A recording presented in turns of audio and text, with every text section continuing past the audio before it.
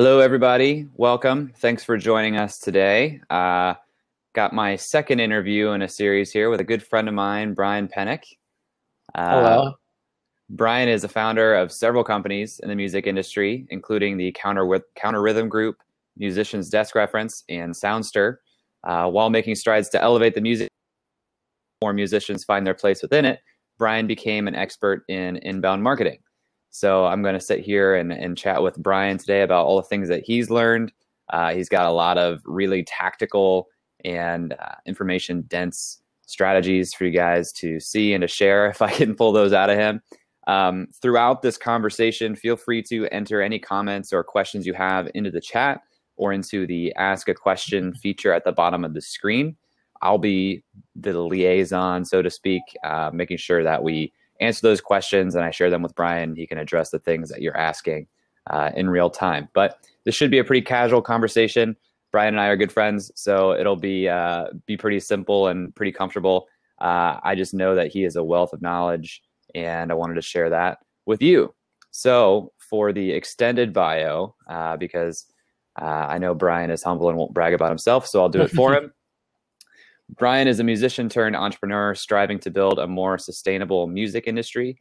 After recording and touring with his own successful projects for over a decade, he's focused his efforts on solving problems that he experienced as a musician and from where he could see the industry was heading.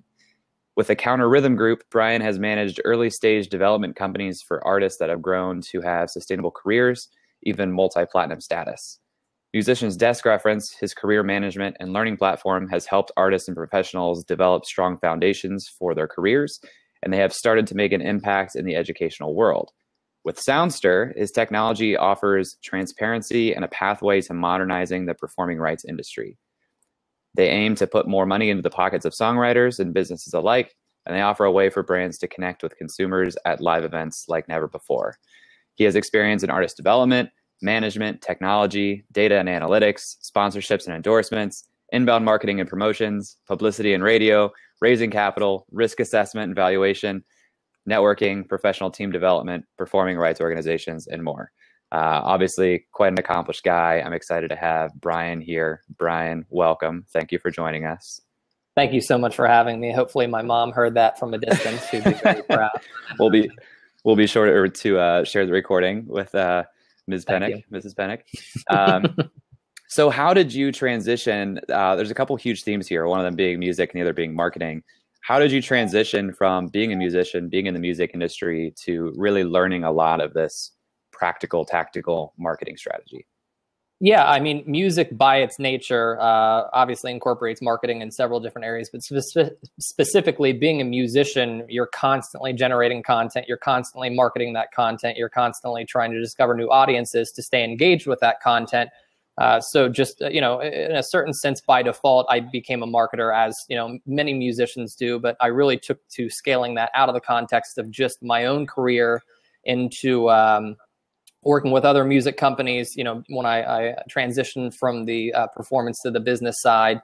And now, as I mentor and advise startups, I've helped generate a path of sustainability utilizing specifically inbound marketing. It's building great content, marketing that content to your audience, and then focusing on the engagement of that content overall through lead generation, SEO optimization, and things like that. But I really, it was trial by fire and just cutting my teeth from practical experiences. Just to throw this out to the viewers, I don't have any formal educational training when it comes to marketing. I have some certifications through a CRM entity called HubSpot, which I'll reference, several times throughout this. But I was not, again, a marketing student. I just found my way into marketing through my own personal experiences, and then have transitioned to luckily building a career out of that. Are you at liberty to talk about any of the bands that you've been a part of or are affiliated with now? Sure. As far as the bands that I was a part of, I just kind of sum it up by saying I was the one opening for all your favorite bands back in the early 2000s and late 90s through early 2000s and early 20 aughts. But As far as my own projects, unless you're specifically a fan of, Warped Tour pop punk circa 2001 through 2004, maybe some indie pop, you probably aren't too familiar with them, but fortunately we've had some music placed in some commercials and some movies and things like that.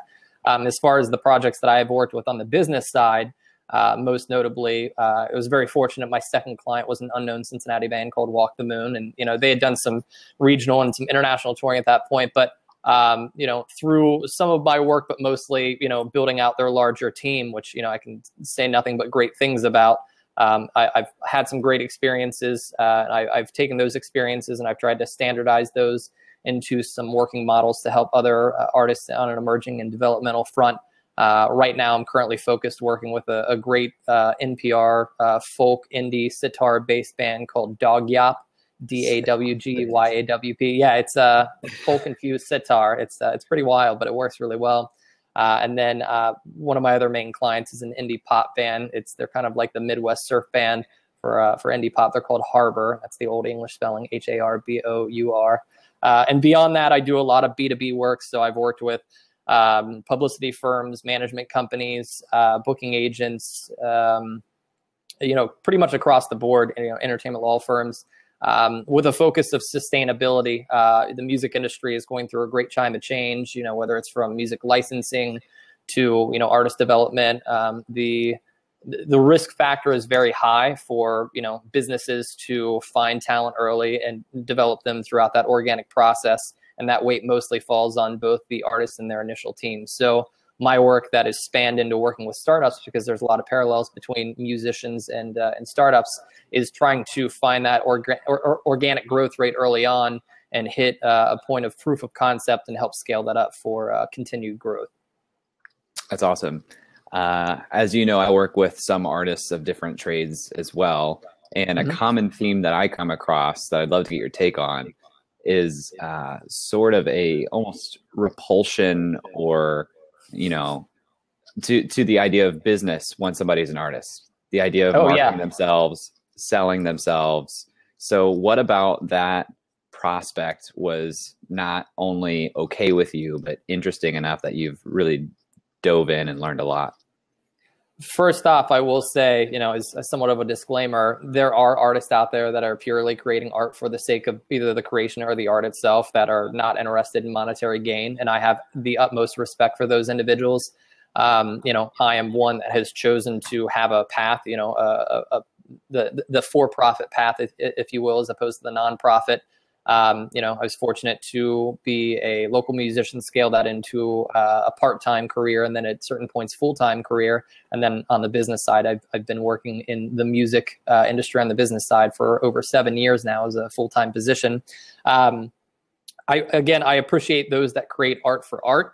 I certainly don't challenge that. It's a very sacred perspective that people have, and I will never force that change upon anyone. But as so many musicians are interested in, having a sustainable career, from $1, you have to really consider whether how far you want to take this, and you're going to have to make some ethical choices along the way.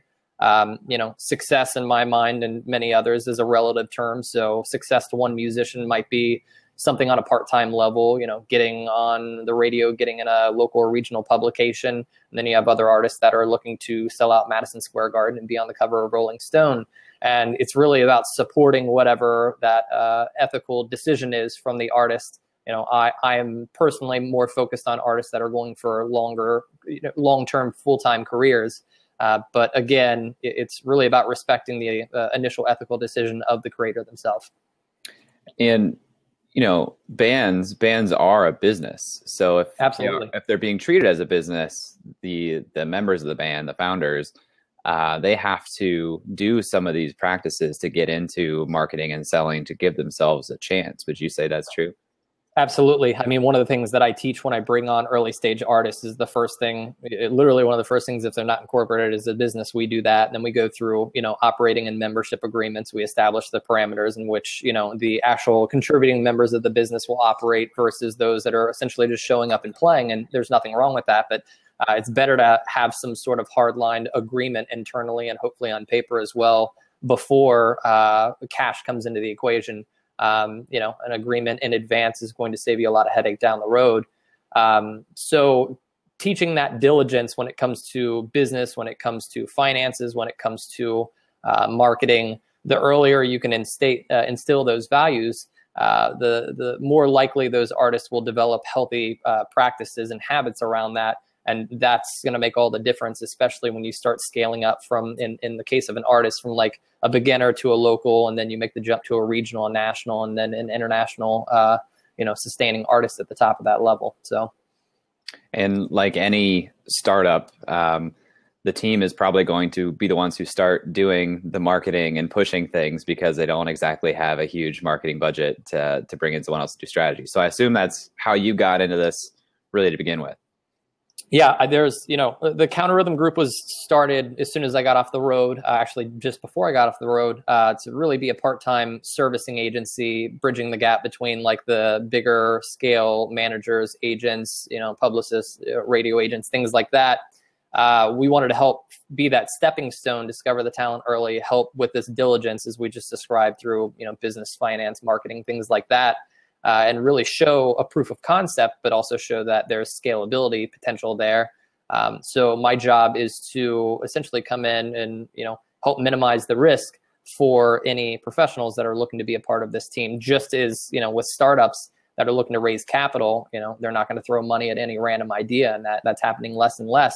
You have to show some sort of proof of concept, in some cases build out your minimum viable product and show that initial customer traction. So it's a long and dirty process. I try to provide enough content and materials and guidance for musicians, at any stage of their career. But it's the natural way of the market. It's the natural way based on capitalism. It's Darwinism to a certain element. The strongest will survive. And it absolutely plays into both the work with startups and also musicians. So I know you've got a little bit of an intro to what inbound marketing is. I'd love to hear sort of your definition, help us lay the foundation for, a lot of this discussion here. Of course, yeah. So I do have some slides. I have a lot of slides that I'm not going to go through all of them. So I would definitely keep this as casual as possible. And if any questions pop up, I'd love to address those in real time. Inbound marketing is also known as content marketing. And it's really utilizing content through, well, I'll tell you what, I'm going to pull up, before we get into that, I'm going to go ahead and start the slideshow.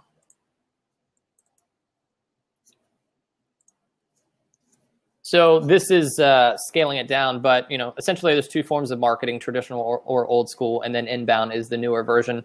The best way to describe inbound, in a sense, is attracting leads through engaging content, and then helping qualify those leads through what's called the buyer's journey, which we'll show that here at a certain point. But to frame this and give it a little context, traditional sales is based on, as you see here, cold calls, cold emails, interruptive ads, and it's more marketer centric. And I would go as far as say that's actual more like sales centric, because marketing and sales have an extremely symbiotic relationship. In the context of, say, buying a car, 25 years ago, before the proliferation of the internet, if you went to a car lot and wanted to buy a car, you would lean largely on the salesperson to help qualify you. You would tell them, maybe a few things about you and what you were looking for, but ultimately they were the main point of influence, and that's a key word here. And that influence could lead you to a car that was legitimately, the best option for you, but that influence could also be tainted, and the salesperson could direct you towards a vehicle that maybe paid out a higher commission or something that they were trying to empty out on the lot. But again, the influence and the control to some extent fell on the marketer or the salesperson side. Inbound marketing is the opposite. It's actually the empowerment of the buyer, or the customer in this case. We'll get into things like SEO, blogging, and attraction, but at the end of the day, in that same scenario, if you were looking to buy a car now, it's of information, mostly qualified information that's on the internet, you're likely going to do research in advance. You're going to know what specifically you're looking for. You're going to, possibly even shop when it comes to different prices, different retailers and things like that. The salesperson in that scenario should be much more supportive. They should be listening to your needs. They should be listening to your research, helping you consider what's best. but the influence has come from the research that the buyer has done. And this isn't obviously just for buying cars. This is buying, products, services online, and the inbound process is supporting the customer, and it's providing some qualified content through means of blogs, video, audio, podcasts. It's helping to position that content utilizing search engine optimization, so you can more appropriately target specific customers based on their more specified needs.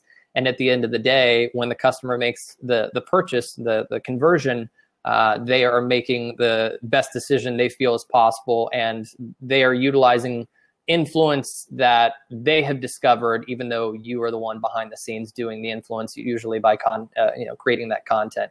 So hopefully that gives you some frame of reference. I don't have you on my screen, Jay. I don't know. Okay, I can see it now. So, but yeah, inbound is influential marketing based largely on content, but the main thing is it's empowering the customer. So how prerequisite is the idea of like patience and really putting a lot of time in to build some of this content to do this? I write a daily blog, and it's a lot of work. So to somebody doing inbound marketing and they're getting into content creation, what exactly are they signing up for? They're signing up for a lot. And first off, I'll give you props. I read your daily article, literally every single day. It's one of the first things I do, and the content's great. It's always extremely relevant. So if you haven't signed up for Jabe's email list, and I would highly recommend that. As far as the content, it really depends on how you're positioning yourself in the ecosystem. If you are setting up the CRM, the client relationship management system, and you're building the content, and you're also identifying your buyer personas and things like that, that's a lot on your plate, and it's going to take some time. And the more effort you put in initially for diligence when it comes to preparing the overall marketing system that you're putting together, your strategy, your plan of action, the much more efficient it's going to run as time goes on. If you're specifically just a content marketer who is building that content, the more time and care not only you put into building the content, but also identifying your audience, who's going to see this. There's typically more than one different type of customer. I typically see about 3 different customer segments and personas on average with companies that I work with. But the more time you put into identifying those customers, identifying where they're going to be seeing this content, identifying how they're going to be consuming this content, then you can consider things like marketing funnels and automation that will really make for a much more efficient and again, an automated process. So you can literally run, as I've done, an entire marketing department, utilizing something like a CRM like HubSpot, but it takes a lot of work. And if you have to build the content on top of that, then it's going to take some time to learn this. But within 6 months of learning everything I could about inbound and becoming certified through HubSpot, we were already earning top SEO seeds and seeing a lot of returns when it comes to customer conversions from that. That's awesome. And so in that specific case where you're saying that you had a lot of top SEO seeds, do you think that was due to that specific company or opportunity, or like the uniqueness of what they're putting out there? Or was that specifically just being really intentional up front and knowing some of the technical steps to take? It was both. It was absolutely a crash course. I received my HubSpot certification in April of 2016, and I think by July or August of 2016 is when we first started seeing some of those top SEO seeds. It was equal parts of what you just said. Knowing the market, knowing the gaps in the market, building quality content around that. The timing of this specific market, and for context, this was for Soundstr. The company I work with, that's music identification and event advertising. And we really took time before the content marketing engine was quote unquote turned on to study the customers and identify those personas, and know who specifically we would be targeting, because this was, business owners, specifically venues and businesses that offered some sort of live music or just music playing in the background. So everything from nightclubs, bars to coffee shops, grocery stores, anything like that. But we also had brands that we were trying to attract into our marketplace. We had songwriters that we were trying to attract so we could discover where their music was being used and ultimately help them earn more accurate royalties for those performances. And then we actually had performing rights organizations, which was really unique and is still really unique because we are trying to provide a very disruptive solution to the market. But the performing rights organizations, from their initial standpoint, were their competition, but we're not really their competition. We're actually trying to provide them a new modernized solution. So while one of the customer segments would see us as a threat, we saw it as a great opportunity. And I absolutely incorporated that into my marketing strategy, specifically with inbound and outbound links. Interesting. So you're talking about, you just said links, so I want to dig into that. Yeah, this is gonna get super in the weeds, I can tell. Yeah, that's why I stopped myself. I'm excited about it. So none of this, just to clarify, none of the things you've talked about so far are involving like paid search or paid ads, right? With the strategy that my team developed with Soundstr, we did some experimenting with some paid advertisements, but specifically around our top SEO seeds. We did not do any paid marketing or paid advertising, with dedicated ads on the side or like Google, Google AdWords or anything like that.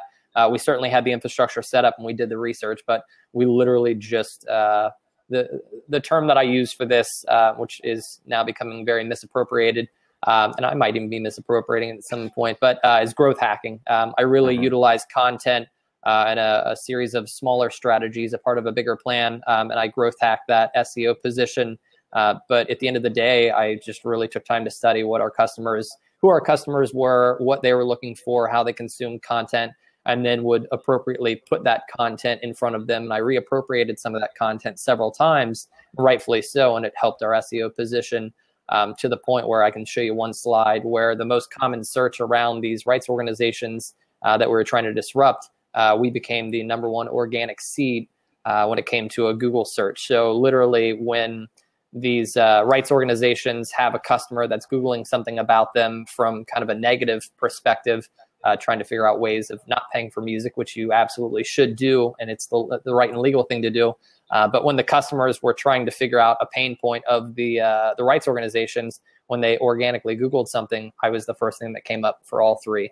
And that really helped leverage our SEO position, not only for that individual content campaign, but also several other, subsidiary campaigns as well. So when you're talking about the seed, let's stick to that example. When you're talking about that seed for SEO, is that on an article you published that was very intentionally laden with keywords, links, or was it on like a static? Okay. So SEO, again, is search engine optimization. It's where specifically Google is placing your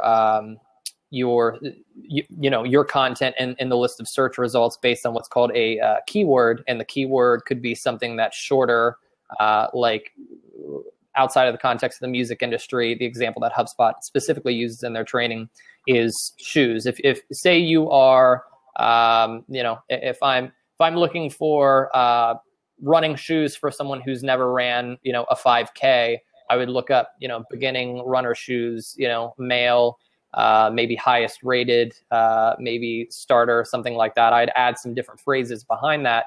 I'm not going to go to Google and just type in shoes and expect my direct, my preferred results to pop off the page.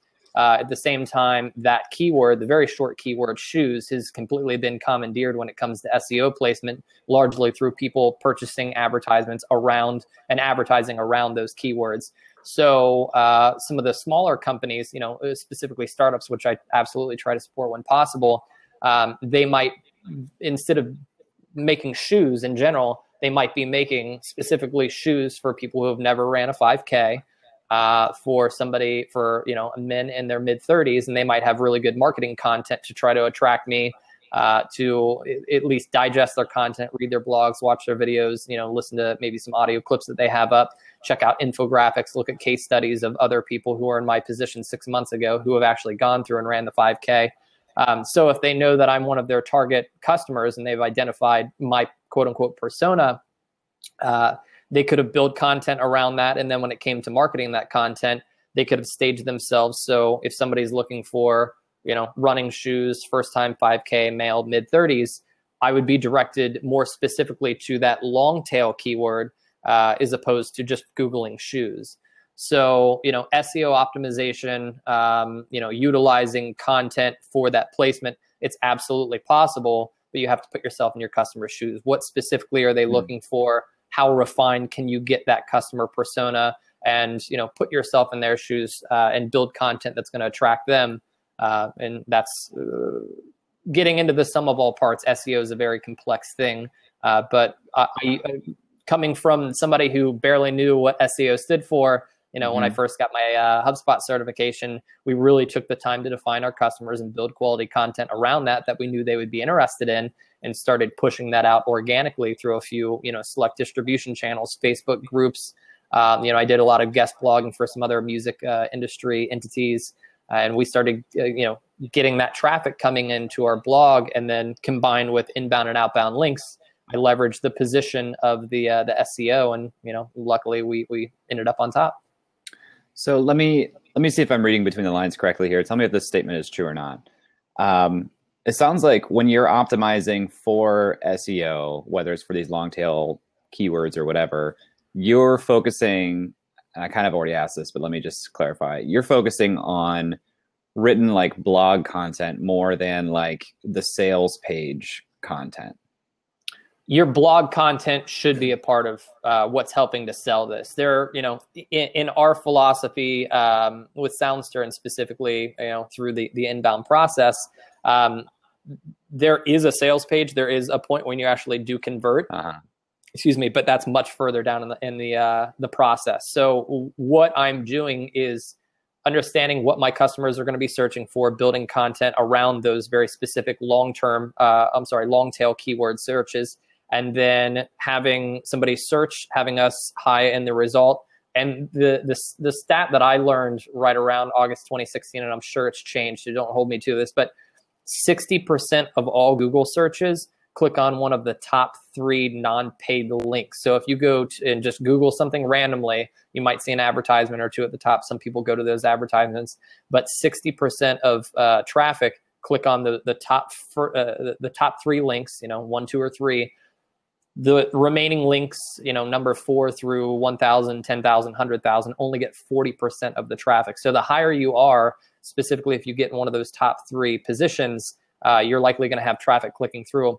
Once they click through to likely a blog post, or we had a lot of success with infographics with Soundstr, at the end of that content, and that content is trying to influence and qualify. It's kind of a balance of objective and subjective content. At the end of that, there's something called a call to action. And that call to action is specifically going to you click on that, it's some sort of an offer. You've read this blog. Now, if you've read a blog on, I'll give you one specifically in the context of Soundstr. If utilizing one of our blog posts for brands, how can you better engage customers and attract customers? Advertising for live events.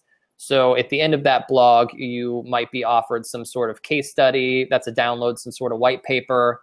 You might be offered something, just some sort of deliverable, and you have to click this button. That takes you to what's called a landing page. That landing page just very specifically has the offer listed, and then has a sign-up form. So we're giving you this white page, this one sheet, this case study, this testimonial for free. That's going to help you in your research, help you further down the funnel, so to speak, in your research.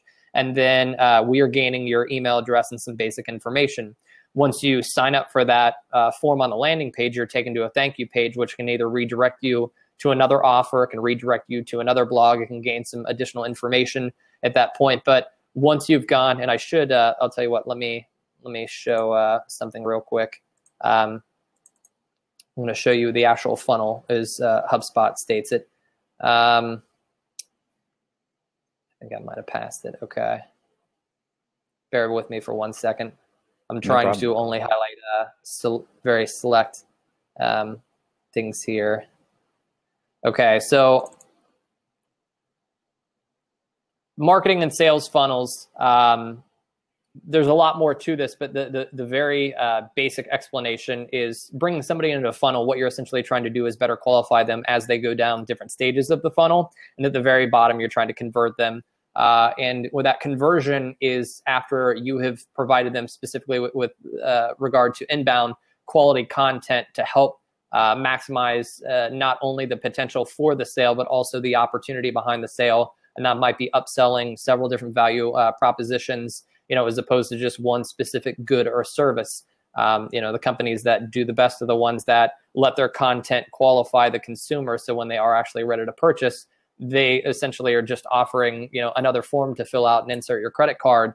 So they're not actually doing the quote unquote hard sell, in addition to the ones that have several different value propositions, services, goods, things like that they're offering as opposed to just one. So the funnel is based around 6 stages. As somebody Googles the long tail keywords, comes into our blog, that's when they're at the prospect or visitor stage. So they haven't given us any information yet.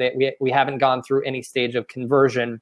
Once they read through the article, view the infographic, whatever it is, and they see at the bottom, there's that call to action that's specifically saying, we will give you this, but we want something in return, specifically your contact information, your email. When they sign up for that form, that's when they become a lead. And a lead is important because once they enter your CRM, like a HubSpot, ActiveCampaign, Salesforce, there's several of them out there, then you can set up an automation. I don't want to go too far down that route, but you can basically continue to drip them content through emails. I'm sure everyone watching has signed up for something. They get some sort of a welcome email, and then a day or two later, they get an additional email in their inbox that looks like somebody personally typed it to them, but it's offering some additional context on what they signed up for, or maybe another offer, something like that. But that's when you get them to the lead stage, when they've done some form of conversion. As you continue to drip them additional content, you get in the balance of the middle of the funnel, marketing qualified leads and sales qualified leads. So in this typical journey of the brand blog, at the end of it, we offer that white paper. Once they receive that white paper, 2 days later, they'll receive an offer for maybe a free webinar. And that webinar is going to teach them how they can specifically take some new forms of technology and apply it to their current strategy when it comes to event advertising, or how to better plan for, utilizing new technology for event advertising in their next quarter or their next fiscal year, something like that. When they sign up for this webinar, they enter typically into like a marketing qualified lead. So that means they're ingesting multiple pieces of marketing content. They're becoming more primed. Once they watch the webinar, they might be offered a free consultation, something like that. So we actually get them on the phone. We get some additional information. That's when they become a sales qualified lead. So again, we're going further down the funnel, making them more qualified. Once we get them on the phone, as far as after the blog, after the white paper, after them signing up for the second form, after them seeing the webinar, something like that, and we actually have them on the phone for the free consultation, that's when we explore all the opportunities. So they might just be interested in one service that we're offering. They might be interested in several different services. They might be interested in setting up a one-time account where they, sponsor one event. They might be interested in sponsoring, multiple events over the course of a month, or multiple venues over the course of a year, something like that. What I'm doing is exploring literally every opportunity I can to both help them, earn more customers through event advertising, but at the same time exploring all the ways that we can monetize them. And then when we're at the point of converting to help, for them to actually become a customer and monetizing this relationship, I've explored all those opportunities. I know what's best for them based on their initial research, but also on all of the content that we've utilized to influence them to get them to this point. And that's when the sale is much easier than, just going through the cold call process or the cold emails, things like that. Again, this individual or this company started this search, what's called the buyer's journey, very early on, before they even got to you, because they had a problem that they were trying to solve. In this case, it would be a brand who's better trying to connect and engage with live concert attendees or live event attendees. That process is called the buyer's journey. And what we've done is just utilize content and offers to support them, influence them, get them to the point where we can monetize them and call them a customer ourselves. Here's what I love about that point, that I think a lot of startups or people who are even just idea stage miss. And this is something that I learned through product management. You essentially have 3 stages of people starting the buyer's journey. Like, there are people who don't even know they have a problem, but you have to first be aware of a problem. be searching for a solution. And the third level is being dissatisfied with the solutions that you're finding. So, right. your buyer's journey is at least starting when people are looking for a solution to their problem. There are a lot of people who have ideas that the audience isn't even aware of the problem. It may not be a problem. But if you're starting with something that's pre-buyer's journey, it's going to be hard to convert them to a sale because you have to educate someone into starting the buyer's journey. Right. And when people are starting that initial search, they might not even realize that they have a problem, as you just said. So there's absolutely an educational component on top of that. Luckily, we live in a world where content is so abundant and it's consumed so rapidly. Things like a headline can make or break the difference in a header on something that you're advertising, but also something that's being shared organically through an audience. If you don't get that headline right, then you might not be able to captivate somebody, a prospect, to actually come in to your a prospect or a visitor, I should say, to come into your funnel. And once they come in, it relies on the quality of your content, which considers the actual customer, what they're looking for. So what we see is in that first stage when people are clicking around, especially in the context of something like the music industry, you'll have musicians, you'll have professionals that are essentially just clicking around to see kind of what's happening. There's a great music resource called Hypebot, which it just fires off content. It's essentially a bot that is generating articles of interest. One article might be about social media. 30 seconds later, there's something that pops up about music licensing, contingent upon how quality your headline is. That might be enough to get somebody to click on that article and start skimming through it or watch it or listen to it. And hopefully through the process of engaging that individual through influential content, at the end, you have some sort of a call to action that's set up. So in that process, you have not only you have helped them identify that there is a problem, that they are seeking a solution, and you've influenced them to start seeking you as a means to that actual solution. They might not even know you're selling something at that point. That's the amazing thing when it comes to inbound marketing. So when you were talking about a sales page earlier, I don't like using that term because it seems like there's some sort of a hard line definition of you're going to stop the process and sell to somebody when you can rely on your content and the funnel itself to do the selling for you. And selling in this case is, selling is qualifying, and qualifying is selling. And you mentioned the buyer's journey here, which is very important.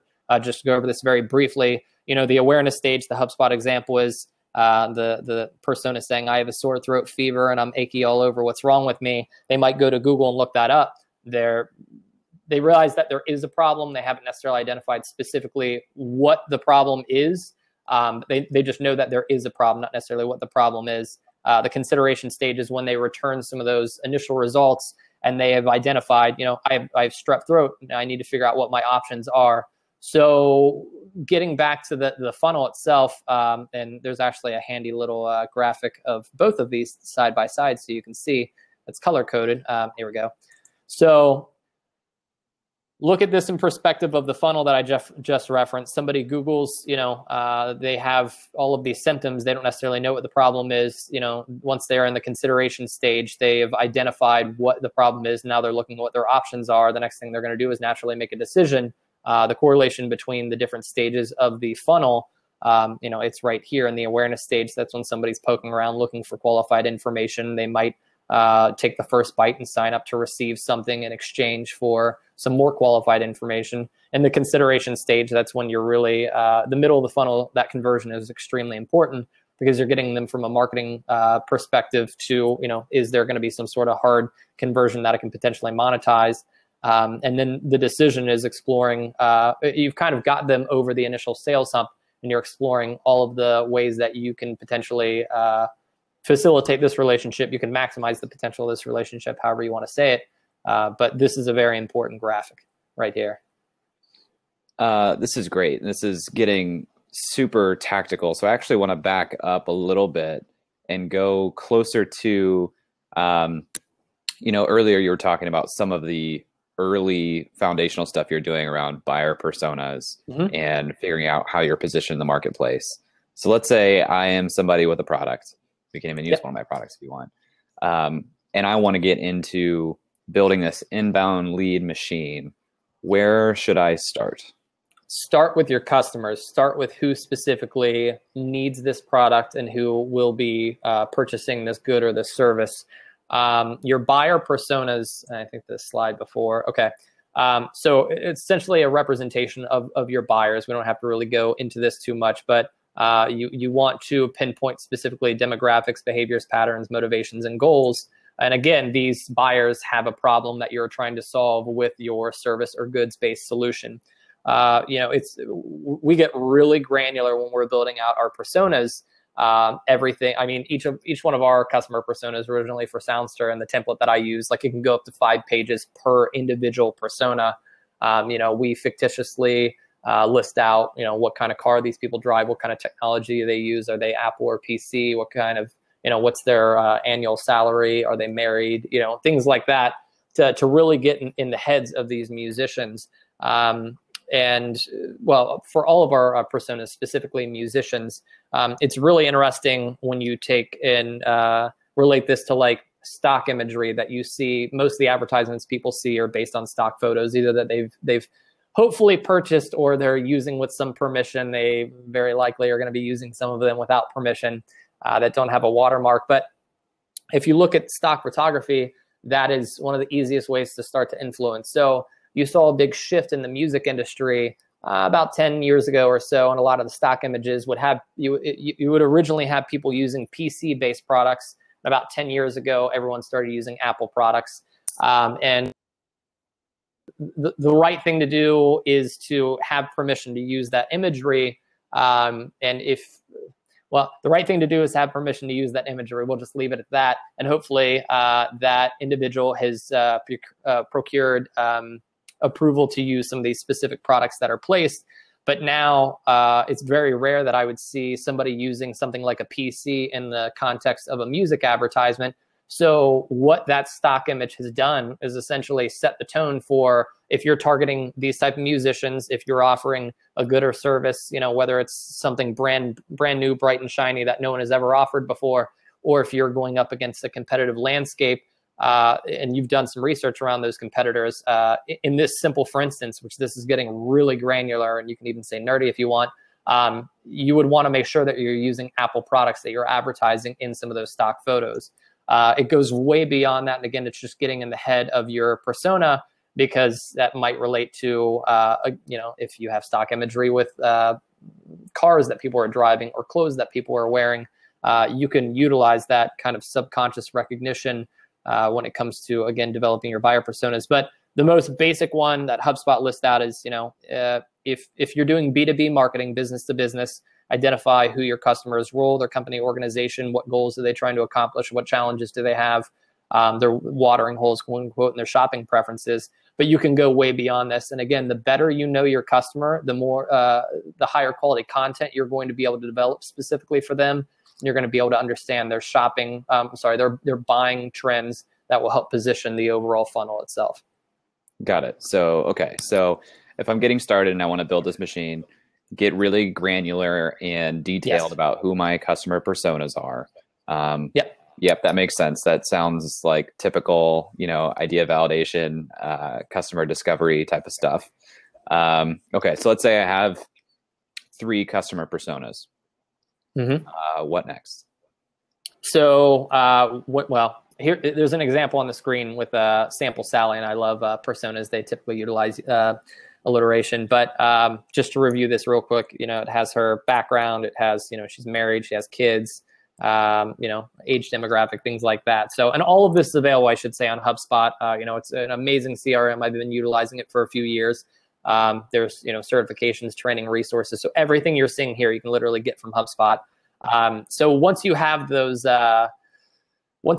buyer personas established, the next thing you would want to take a look at, and I'm going to blast through this really quick, is what type of content. So kind of getting to the next phase of the funnel, you identify who's going to be looking for your solution. How are you going to get them into your funnel? Content is the most important and the easiest way to bring people in, whether that's paid or organic marketing. Content formats, case studies, videos, infographics, white papers, things like this. Once you understand your buyer persona, you can start building qualified content to specifically target them. And once you have content, and sorry, I'm going very fast here because I know we're getting towards the last 15 of the hour. We have leveraging content distribution. So it can be your own website pages. It can be business blogs, whether it's something you run or something a third party runs. Like I said, for Soundstr, I did a lot of guest blogging originally to get our name out, obviously social media. And then landing pages, calls to action, and marketing emails are things that you would use within the structure of the marketing CRM. And the CRM is this massive platform that you can publish content to your web page, you can publish your blog, you can control your social media, you build landing pages, calls to action, marketing emails. So your CRM is kind of like the umbrella over top of all of this. So once and I don't know how much further you want me to go on this topic, but we've touched a little bit with types of content. We've touched with SEO. We've touched with call to actions, landing pages, and thank you pages. And just to highlight, at the end of the blog, you can offer a free ebook. Here's your call to action.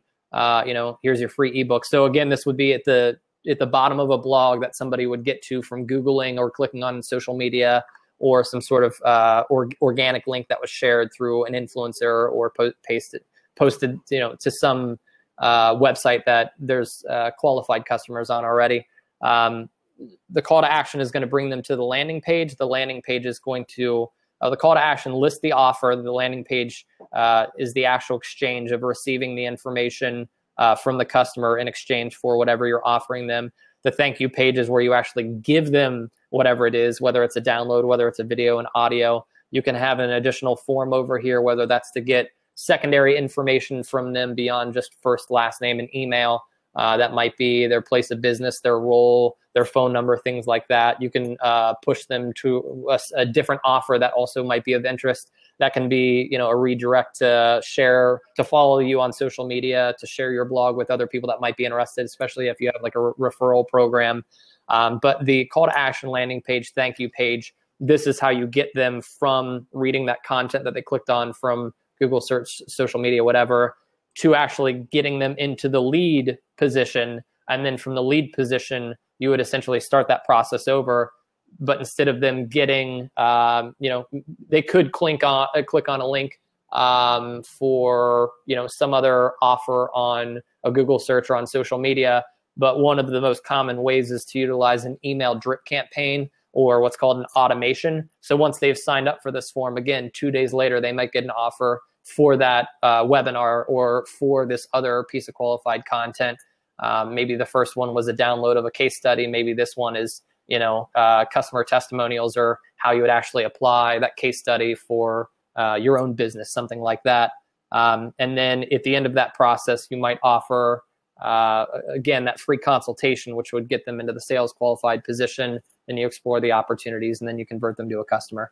I'm sorry, I'm going through this very quickly, but just, time constraints. This is great. Yeah. So I think a good use of the last 10 minutes or so, I would love to hear, any, I think you mentioned before our call that you had some like growth hacking tips or whatever you wanted to call it. If you wanted to talk through some of those that you think are kind of easy to get started or a good place to start, I think that would be great. Yeah. So I've got a slide already prepared here. I can blast this pretty quick, and I don't know if we have some questions that need to be answered or not. So here is my complete secret recipe for the content that I built that helped us organically get those top seeds for SEO. I try, and I emphasize the word try because it's not always, but I try to keep our blogs specifically under 1,000 words each. We use a great program that is available for free online called Hemingway. And when you're writing content, at first you will curse this thing, until you pass out or you're blue in the face. But it's great because it helps you identify difficult language to read, helps you identify grade level of language, helps you remove any unnecessary language, or especially any like confusing, past tense or things like that. So Hemingway is what I actually write all of my content in, and I try to keep it at a 10th grade reading level. That's just kind of a sweet spot that I've hit. Most of our customer personas are, beyond a high school education on the songwriter side. Some have some college, some, have degrees. Some of them have none. But 10th grade is kind of like a perfect minimum safety net. Inbound and outbound links, if somebody who has been doing this for longer saw that I try to do 10 inbound and outbound, they might think I'm absolutely crazy, but that's kind of how we rose to the top very quickly. And inbound and outbound links, basically, when Google is scanning websites, as it does very often, it's trying to see what content you have on your site, what links you're linking to for off-site resources. Those are what's called your outbound links. I typically utilize larger entities that have better SEO positioning when it comes to the outbound links. And then on the inbound, that's when I'm referencing other links specifically to our content, other blogs that I've done, other offers that we have.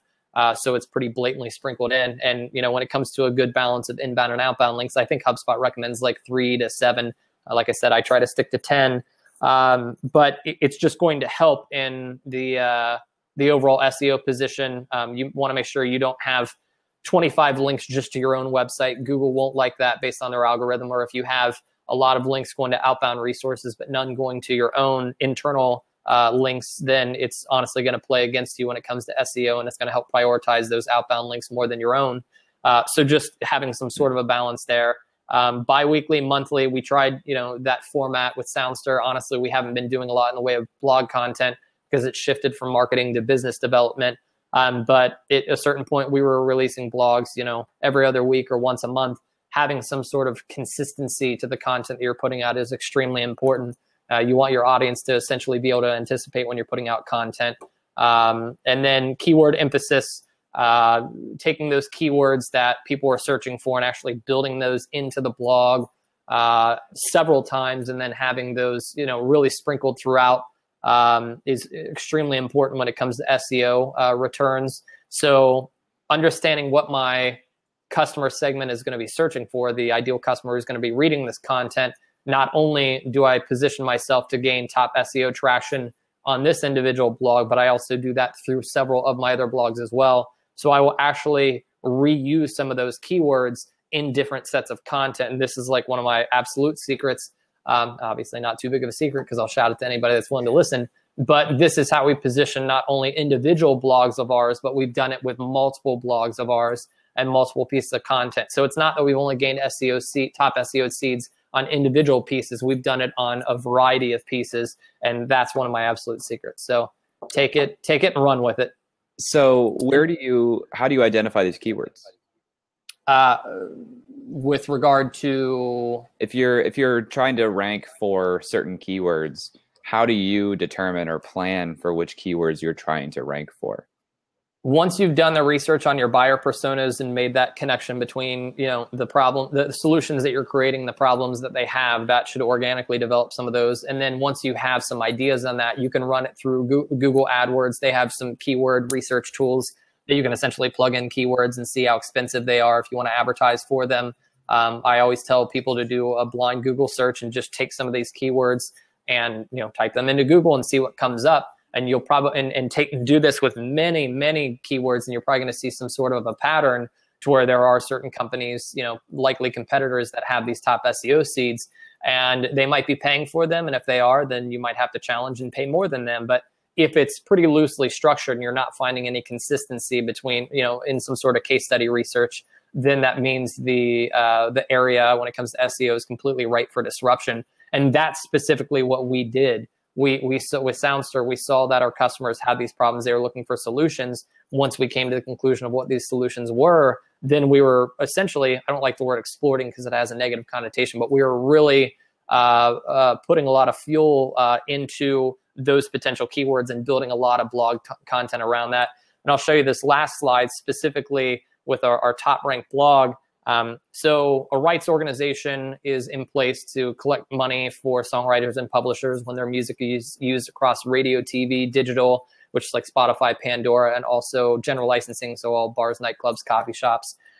These rights organizations, unfortunately, don't have a great relationship with the businesses that need to pay them. There's 3 to 5 times as many businesses that should be paying these fees as compared to the ones that actually do. And remember, this is a requirement based on U.S. copyright law that if you use music in a public setting, you have to pay for it.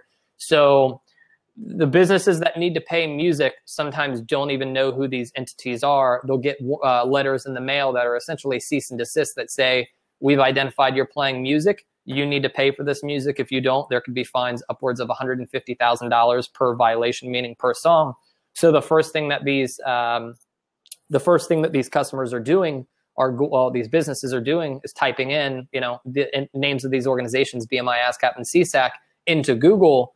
We realized that there was a gap in the market because the most common terminology associated with this research was fines, or that they actually received one of these physical letters. So I built one of our first major campaigns around this, and you can check the SEO on your own. But based on some recent research, and this was posted probably 6-9 months ago, something like that.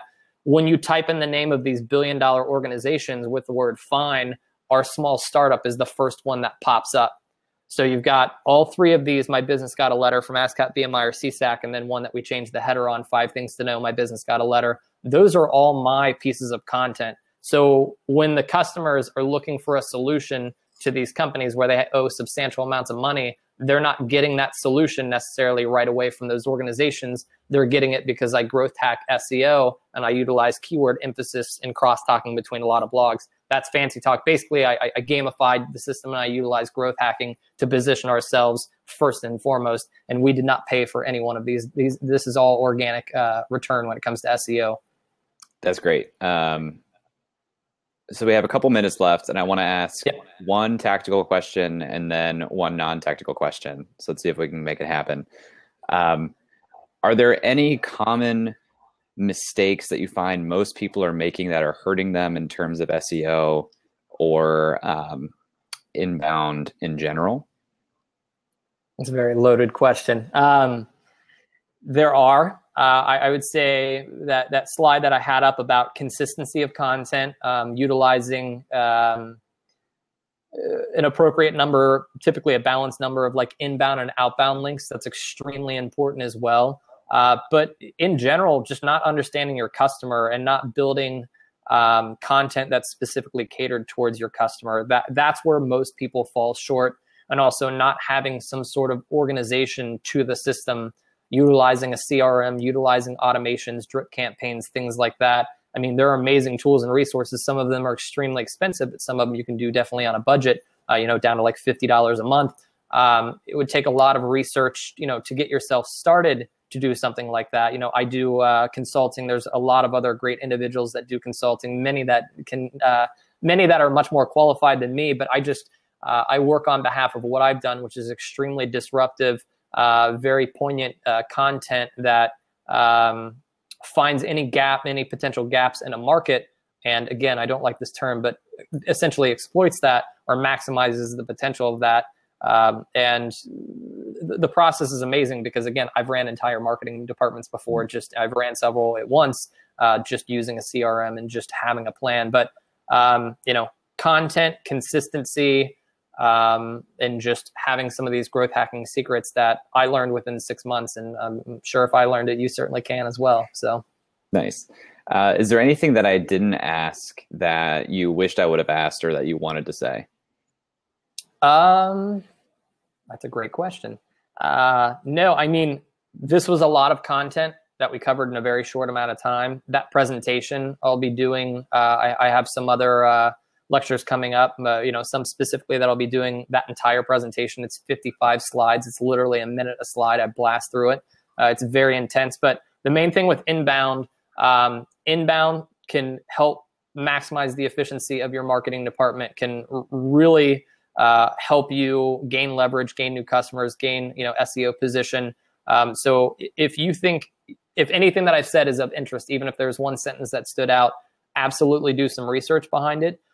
See if it's right for you. Inbound, it's at a kind of a prime position in the market. There are a lot of people, whether it's agencies or individuals like myself, that are offering this freelance assistance, but it's absolutely worth exploring, and it can make a world of difference. And at the end of the day, your customers are not blindly coming into your stores, or they're not blindly, finding your link online. You have to do some work to leverage the position to build the quality content. So it's really adapting to what the market is right now, in all honesty. So a lot of things to consider, but hopefully this was beneficial to everyone out there. This is great. I didn't ask you this beforehand, but is there any type of offer or ask you want to make of anybody listening? Not specifically. I mean, like I said, I do inbound consulting, on a limited basis, but if I can't do it and I think there's somebody that can, I'm more than happy to make referrals. I don't know if you want to send out my contact information after this so everyone has it. I do have a slide with it, but I know we're kind of right at the end here.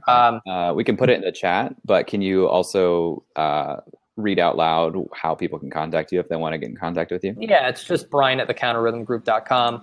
But yeah, I mean, as far as an ask, just really do some research, figure out what specifically, where you're at in your journey. If you do have goods or services that you're trying to go ahead and start selling, try to think from an outside perspective, try to think from your customer's perspective. And honestly, that's not, I'll tell you what, I'll give you a better address to hit me up specifically for marketing. That's from one of my old lectures, but that is an active email address as well. But I can send you something to launch out to everybody, but no formal offers or anything like that. Cool. But inbound is great. Absolutely use. Thank you. Absolutely consider it if any of this has resonated with you. And again, I hope you learned something from this. Cool, Brian. Thank you so much for sharing. There was obviously a lot here that we could have continued to unpack, so we may have to do a part 2 at some point. Are there any questions, or are we good? Or nothing that I didn't ask you already. Okay. Hopefully everyone's not screaming into a trash can like, no, man, that was way too much at once. So great. That was great. All right. Thank you so much. Thank you for having me. Soon. All right. Thanks, everybody. Cheers.